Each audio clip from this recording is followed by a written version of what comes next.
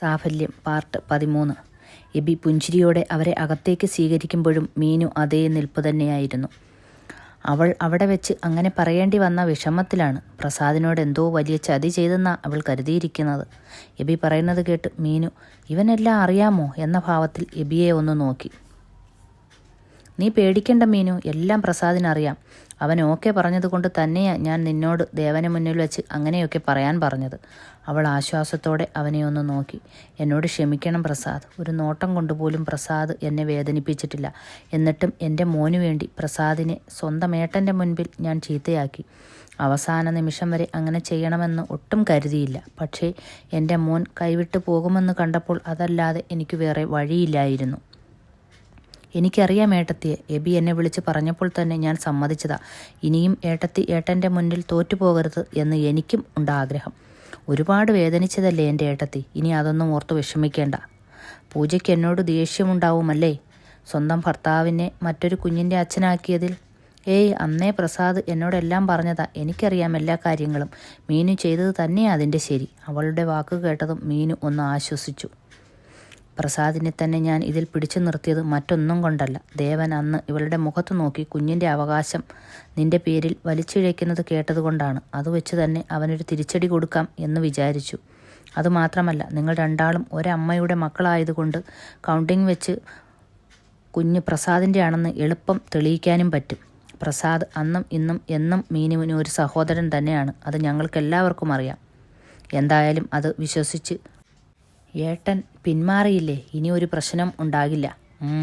മീനു ആശ്വാസത്തോടെ ഒന്ന് മൂളി. ദേവൻ അസ്വസ്ഥതയോടെ മുറിയിൽ അങ്ങിങ്ങായി നടക്കുന്നത് കണ്ട് കല്യാണി പുച്ഛത്തോടെ നോക്കിയിരുന്നു. മീനുവിൻ്റെ വാക്കുകൾ ഓർക്കുന്തോറും അവൻ ദേഷ്യം നിയന്ത്രിക്കാൻ ഒരുപാട് ബുദ്ധിമുട്ടുന്നുണ്ടായിരുന്നു. പ്രസാദ് മിടുക്കനാ, 1-2 ദിവസം കൊണ്ടല്ലേ അവൾക്കൊരു കുഞ്ഞിനെ സമ്മാനിച്ചത്. ദേവൻ 5 വർഷം മെനക്കെട്ടിട്ടും അതിന് സാധിച്ചില്ലല്ലോ. കല്യാണി മനഃപൂർവ്വം അവനെ ചൊടിപ്പിക്കാൻ എന്ന പോലെ പറഞ്ഞു. എനിക്കതിനുള്ള കഴിവുണ്ടെന്ന് അറിയിക്കാൻ ഞാൻ ഇപ്പോൾ ചെയ്യേണ്ടത് നിന്നെ എൻ്റെ ജീവിതത്തിൽ നിന്ന് കളയുകയാണ്. ഇപ്പോഴും നിന്റെ ഒരാളുടെ കുറവ് കൊണ്ടാണ് ഞാൻ ഇവിടം വരെ എത്തി നിൽക്കുന്നത് കല്യാണി. അതുകൊണ്ടൊന്നും ഒരു പ്രയോജനം ഉണ്ടാകാൻ പോകുന്നില്ല ദേവൻ. ദേവൻ ഒരു കുഞ്ഞിനെ തരാൻ ദൈവം കൂടി വിചാരിക്കണം. ദേവൻ അതിന് അവളെ അരിശത്തോടെ ഒന്ന് നോക്കി. പിന്നെ ദേവൻ്റെ അമ്മയോട് ഞാൻ പറഞ്ഞു മീനുവിൻ്റെ കൊച്ചിൻ്റെ അച്ഛൻ പ്രസാദാണെന്ന്. അപ്പോൾ പറയാ, എങ്കിൽ പിന്നെ അവനോട് പറഞ്ഞ് ആ കുഞ്ഞിനെ ഇനി വാങ്ങിക്കൊണ്ടുവരാൻ. അതിനർത്ഥം അമ്മയ്ക്കറിയാം പ്രസാദാണ് കുഞ്ഞിൻ്റെ അച്ഛനെന്ന്. അവളെക്കൊണ്ട് ആ ഡോക്ടർ പറയിച്ചതാ അത്. അവനുണ്ടെന്ന ധൈര്യത്തിൽ അവൾ പ്രസാദിൻ്റെ പേര് പറഞ്ഞു. ദേവൻ കൂട്ടിച്ചേർത്തു. ആ കാര്യത്തിൽ മീനാക്ഷി ഭാഗ്യവതിയാ. 2ാം കെട്ടായാൽ എന്താ, ഒരു ഡോക്ടറെയല്ലേ കിട്ടിയിരിക്കുന്നത്. അവനാണെങ്കിൽ ഏതു പ്രതിസന്ധി ഘട്ടത്തിലും അവളെ കൂടെ നിൽക്കുകയും ചെയ്യും. എൻ്റെയൊക്കെ പരീക്ഷണം 2ാം കെട്ടിന് ശേഷമാണ് തുടങ്ങുന്നത്. എന്നാൽ നീ ഒരു കാര്യം ചെയ്യ്, നിൻ്റെ ഭാഗ്യം തെളിയിക്കാൻ പോയി വേറൊന്നുകൂടി കെട്ട്. അത് ദേവൻ തൽക്കാലം മനസ്സിൽ വെച്ചേക്ക്. എന്നെ ഒഴിവാക്കി ദേവൻ്റെ ഉദ്ദേശം എന്താണെന്ന് എനിക്ക് നല്ല പോലെ അറിയാം. എന്തറിയാം നിനക്ക്? ഇപ്പോൾ ദേവൻ്റെ മനസ്സിൽ മീനാക്ഷി മാത്രമാണ്. കുഞ്ഞിനെ ദേവൻ നേടിയെടുക്കാൻ ശ്രമിച്ചത് തന്നെ മീനാക്ഷിയെ തിരികെ കിട്ടും എന്ന് പ്രതീക്ഷിച്ചിട്ടല്ലേ? ദേവൻ്റെ ഉള്ളിലിരിപ്പ് തന്നെ കല്യാണി പറയുന്നത് കേട്ട് ദേവൻ ഒന്നും മിണ്ടാനാകാതെ നിന്നു. അവൾക്കിപ്പോൾ കിട്ടിയ സുഖസൗകര്യങ്ങൾ ഉപേക്ഷിച്ച് ഇത്രയൊക്കെ വേദനിപ്പിച്ച ദേവൻ്റെ ജീവിതത്തിലേക്ക് അവൾ ഇനി തിരികെ വരുമെന്ന് തോന്നുന്നുണ്ടോ? അതുകൊണ്ട് ദേവൻ ഒരു കാര്യം ചെയ്യ്, ഇനിയും പഴയതൊക്കെ പൊടി തട്ടി എടുക്കാൻ ശ്രമിക്കാതെ ഉള്ള ലൈഫ് അങ്ങ് ജീവിച്ച് തീർക്കാൻ നോക്ക്. അവളുടെ വാക്കുകളിൽ അവൻ ചിന്തകളോടെ ഇരുന്നു. എബിയുടെ കാർ ഗേറ്റ് കടന്നു പോയതും മീനു അകത്തേക്ക് കയറുമ്പോഴാണ് ദേവൻ ഗേറ്റ് കടന്നു വന്നത്. ഒരിക്കലും ദേവൻ്റെ തിരിച്ചുവരവ് പ്രതീക്ഷിക്കാത്ത മീനു ഭയത്തോടെ നിന്നു. എന്താ ഇങ്ങനെ നോക്കുന്നത്? ഞാൻ വന്നത് നിനക്ക് ഇഷ്ടമായില്ലേ മീനു? ദേവൻ്റെ ചോദ്യത്തിൽ അവൾ ദേഷ്യത്തോടെ അവനെ നോക്കി. എന്തു വേണം? ഞാൻ ചോദിച്ചാൽ നീ എന്തും തരുമോ? അവൻ്റെ തിരിച്ചുള്ള ചോദ്യം കേട്ടു മീനു വെറുപ്പോടെ അവനെ തുറച്ചു നോക്കി. ആ, നീ ഇങ്ങനെ തുറച്ചു നോക്കാതെ. ഞാൻ വന്നത് എൻ്റെ അനിയൻ പ്രസാദിൻ്റെ മോനെ കാണാനാ. മീനു ഒരു നിമിഷം സ്തംഭിച്ചു നിന്നു. അതിന് നിങ്ങൾ എന്തിനു വരണം? ഇപ്പോഴാണെങ്കിൽ മോൻ നല്ല ഉറക്കത്തിലാണ്. നിങ്ങൾ പോണം, അവൾ പറഞ്ഞു. മോൻ ഉണരുന്നത് വരെ ഞാനിവിടെ ഇരുന്നോളാം. അല്ലെങ്കിൽ വേണ്ട, മോൻ എവിടെയാ ഉള്ളത്? ഞാൻ കയറി കണ്ടോളാം.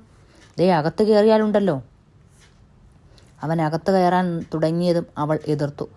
നീ എന്നെ എന്തോ ചെയ്യും? ഞാൻ പോലീസിനെ വിളിക്കും. അവർ വരട്ടെ, ഞാൻ അവരോട് പറയാം നീ എന്നെ വിളിച്ചു വരുത്തിയതാണെന്ന്. കുറച്ചു കാലം എൻ്റെ കൂടെ കഴിഞ്ഞതിൻ്റെ ഓർമ്മയിൽ വിളിച്ചു വരുത്തിയതാണെന്ന് ഞാൻ പറയും. നിന്റെ ഡോക്ടർ കെട്ടിയോനും അത് കരുതിക്കോളും. തൻ്റെ വൃത്തികെട്ട നാവ് കൊണ്ട് ഇനി വല്ലതും പറഞ്ഞാലുണ്ടല്ലോ ഈ മീനാക്ഷി ആരാണെന്ന് താൻ അറിയും. കത്തുന്ന കണ്ണുകളോടെ അവൾ പറഞ്ഞു. നിന്നെ ഞാൻ കഴിഞ്ഞ 5 വർഷം നന്നായി അറിഞ്ഞതല്ലേ, എന്നാലും ഒന്നുകൂടി അറിയാൻ ഞാൻ റെഡിയാ. അത് കേട്ടതും അവൾ അരിശത്തോടെ അവൻ്റെ മുഖത്തിനു നേരെ കൈ ഉയർത്തിയതും അവൻ ആ കയ്യിൽ കടന്നു പിടിച്ചു. എൻ്റെ കൂടെ കഴിഞ്ഞ് എൻ്റെ അനിയൻ്റെ കൊച്ചിനെ വയറ്റിലുണ്ടാക്കിയവൾ അല്ലേ നീ? അങ്ങനെയുള്ള നിനക്കിപ്പോൾ എന്താ എന്നെ കാണുമ്പോൾ ഇത്ര ദേഷ്യം?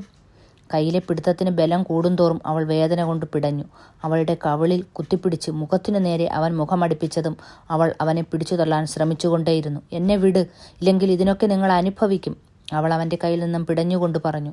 നിന്റെ ആ ഡോക്ടർ എന്നെ അങ്ങ് ഉണ്ടാക്കിക്കളയും എന്ന് കരുതിയാണോടി നിനക്കിത്ര അഹങ്കാരം?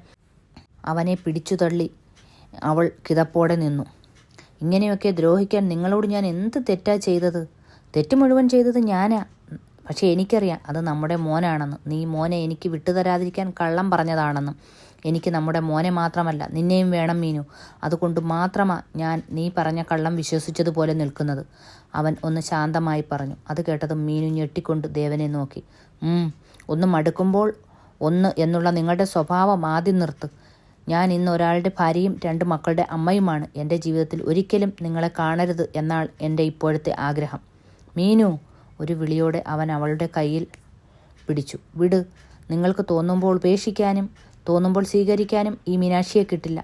ദേവൻ അവളുടെ കയ്യിൽ വീണ്ടും ബലമായി പിടിച്ചു. അമ്മ ഓട്ടോയിൽ അവർക്ക് മുന്നിലായി വന്നിറങ്ങിയതും ദേവൻ കയ്യിലെ പിടിവിട്ടു. തൽക്കാലം നീ രക്ഷപ്പെട്ടു, പക്ഷേ ഇതുകൊണ്ടൊന്നും തീരില്ല. അത് പറഞ്ഞതും അവൻ അവിടെ നിന്നും പോയി. അവൾ കണ്ണീരോടെ അവിടെ തന്നെ ഇരുന്നു. അവളുടെ അവസ്ഥ കണ്ട് അമ്മയ്ക്ക് പോലും അവളെ ഒന്ന് ആശ്വസിപ്പിക്കാനായില്ല. എന്തിനാ ദൈവമേ നീ എന്നെ ഇങ്ങനെ വീണ്ടും വീണ്ടും പരീക്ഷിക്കുന്നത്? രാത്രി എബി കയറി വരുമ്പോൾ വീട് ശാന്തമായിരുന്നു. എന്താ അമ്മേ ഇവിടെ ആകെ ഒരു മൂകത? മക്കളെവിടെ? മക്കളൊക്കെ ഇവിടെ ഉണ്ട്. മീനു എവിടെ? അവൻ മീനുവിനെ കാണാതെ അവിടെയൊക്കെ നോക്കി ചോദിച്ചു. അല്ലെങ്കിൽ തൻ്റെ വരവും നോക്കിയിരിക്കുന്നതാണെന്ന് അവനറിയാം. അവൾ മുറിയിലുണ്ട്. ഇന്ന് ആ ദേവൻ വന്നിരുന്നു. ഞാൻ പള്ളിയിൽ നിന്ന് വരുന്നത് കണ്ടപ്പോഴാണ് അവൻ തിരിച്ചു പോയത്. അവൻ പോയപ്പോൾ മുതൽ ഇരുന്ന് കരച്ചിൽ തുടങ്ങിയതാ. എന്തൊക്കെയോ അവൻ അവളോട് പറഞ്ഞിട്ടുണ്ട്. എന്താണോ ആവോ? അമ്മ പറയുന്നത് കേട്ടതും എബി ഒന്ന് ഞെട്ടി. ഇനിയും അവൻ്റെ വരവ് ഒരിക്കലും പ്രതീക്ഷിച്ചതല്ല. എബി മുറിയിലേക്ക് കയറിയതും അകത്ത് ഇരുട്ട് കണ്ട് അവൻ സ്വിച്ച് ഓൺ ചെയ്തു. ഒരു മൂലയിൽ കാൽമുട്ടിൽ മുഖം പൊത്തിയിരിക്കുന്ന അവളെ കണ്ട് അവന് സഹിക്കാനായില്ല. മീനു, അവൻ വിളിച്ചു. അവൾക്കരികിലേക്ക് നടന്നതും അവനെ കണ്ടപാടെ അവൾ കണ്ണീരോടെ അവനെ മുറുകെ പിടിച്ചു. എബി ഒരു നിമിഷം സ്തംഭിച്ചു നിന്നെങ്കിലും ഒരു പുഞ്ചിരിയോടെ അവളെ ചേർത്ത് പിടിച്ചു. എന്താ മീനു ഉണ്ടായത്? എന്നെ എന്തിനാ ദൈവം ഇങ്ങനെ പരീക്ഷിക്കുന്നത്? അതിന് മാത്രം എന്ത് തെറ്റാ ഞാൻ ചെയ്തത്? അവൾ കണ്ണീരോടെ പറഞ്ഞു. അവൻ്റെ നെഞ്ചിലേക്ക് തല ചായ്ച്ചു. അവൻ നിന്നോട് മോശമായി പെരുമാറിയോ? അയാൾ വാക്കുകൊണ്ട് മാത്രമല്ല എന്നെ മുറിവേൽപ്പിച്ചത്. മീനു കണ്ണീരോടെ തന്നെ പറഞ്ഞതും എബി അവളുടെ കയ്യിൽ ഉള്ള അവൻ്റെ ബലമായ പിടിച്ച പാടുകൾ കണ്ട് മീനുവിൻ്റെ മുഖത്തേക്ക് നോക്കി. ഉണ്ടായതെല്ലാം അവൾ അവനോട് പറഞ്ഞതും എബിയുടെ മുഖം ദേഷ്യം കൊണ്ട് ചുവന്നു. നീ വിഷമിക്കാതിരിക്കെ. നിന്നെയോ നമ്മുടെ മോനെയോ അയാൾക്കൊന്നും തൊടാൻ പോലും പറ്റില്ല. അതിന് ഈ എബി ജീവിച്ചിരിക്കുമ്പോൾ സമ്മതിക്കുകയുമില്ല. അവൻ അവളെ മാറ്റി മുറിയിൽ നിന്ന് ഇറങ്ങാൻ നിന്നതും മീനു അവൻ്റെ കയ്യിൽ പിടിച്ചു നിർത്തി. അയാൾ ദുഷ്ടനാണ്, എന്തും ചെയ്യാൻ മടിയില്ലാത്തവനാണ്. എൻ്റെ വീട്ടിൽ കയറി വന്ന് നിന്നെ വേദനിപ്പിച്ചിട്ടുണ്ടെങ്കിൽ അതിനുള്ളത് തിരിച്ചു കൊടുക്കാതെ എനിക്ക് സമാധാനം കിട്ടില്ല. വേണ്ട ഡോക്ടർ, അയാളും ആയി ഒരു വഴക്കിന് വേണ്ട. എനിക്കത് സഹിക്കാനാവില്ല. മീനു അവൻ്റെ കൈവിടാതെ കെഞ്ചുന്നത് പോലെ പറഞ്ഞു. ഒന്നും ഉണ്ടാവില്ല, ഞാനല്ലേ പറയുന്നത്. അവൻ അവളെ ആശ്വസിപ്പിക്കും പോലെ പറഞ്ഞു. മീനു കണ്ണീരോടെ അവൻ പോകുന്നതും നോക്കി നിന്നു. ഞാൻ പ്രതീക്ഷിച്ചിരുന്നു, പക്ഷേ ഇത്ര പെട്ടെന്ന് പ്രതീക്ഷിച്ചില്ല. എബിയെ കണ്ടതും ദേവൻ ഒരു പുച്ഛത്തോടെ പറഞ്ഞു. നമ്മുടെ വേണ്ടപ്പെട്ടവരുടെ മനസ്സ് വേദനിച്ചാൽ അതിന് കാരണക്കാരായവരെ പെട്ടെന്ന് തന്നെ ചെന്ന് കാണേണ്ടേ ദേവൻ? ഓ അങ്ങനെ?